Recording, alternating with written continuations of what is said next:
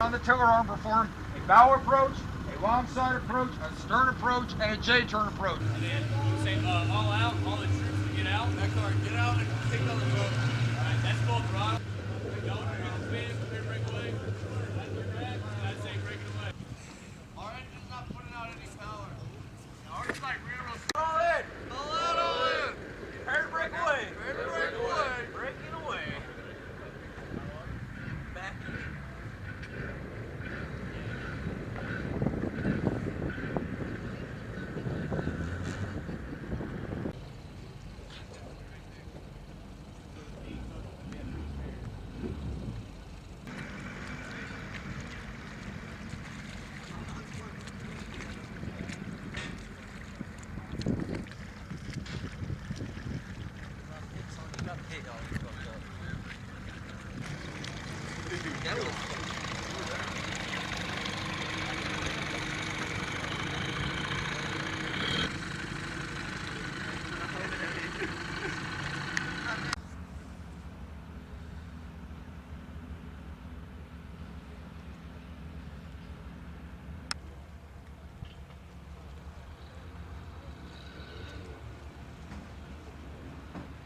What is the hand arm signal? Arm straight in the air. First staggered column, what is it? To execute, immediately draw it. Come on, we're going to. All right, we'll go 3.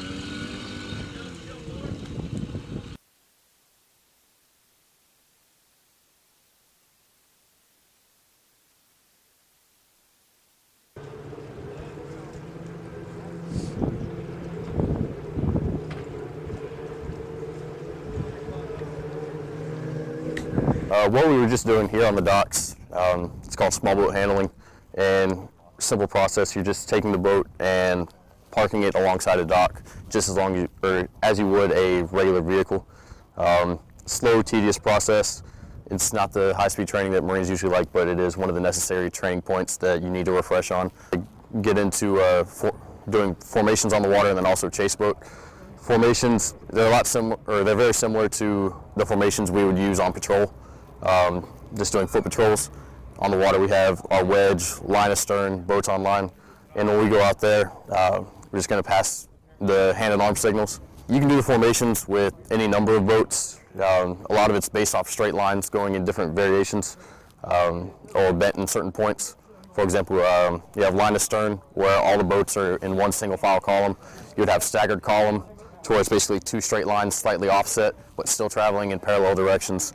You have your wedge, which makes like a triangle, spearheading through the water, and then you have your boats on line to where all the boats are in a line but traveling in the same direction. The 1 and 2 man, they ride up on the gunnels. The gunnels are the outer tube that goes around the boat. They ride up on front. In training exercises, their purpose is to help keep weight down on the front so that once we go full throttle and get up to speed, the boat gets on plane, and that basically just means that we're riding on top of water. And then in actual combat patrol, the 1 and 2 man would actually have their weapons at the ready as they're on the front of the boat, basically providing security as we are conducting the patrol. Out here, all we're doing is boat familiarization training. You have a couple coxswains, such as myself and some of the other individuals leading the boat teams, and we are instructing the other guys from our unit how to operate as a boat team and how to conduct maritime operations, whether it's individual roles on the boat and what guy does what, boat team functions, and just how to execute simple commands that are given to them. And then we will also be going into formations and some high-speed maneuvers, just so that they're comfortable how the boats operate on the water, and they know what to do, how to pass hand and arm signals. We're conducting training that just familiarize Marines with water-based training. We have a few Marines that went through the coxswain's course just recently, so they're just taking that knowledge that they gained already and spreading it to the other Marines. Some Marines will be required to be out on the waterways in other countries in our up-and-coming deployment. I mean, with the limited amount of knowledge that some Marines have on the waterway, I think they've excelled on just the general basics in water safety throughout these last 3 days of training.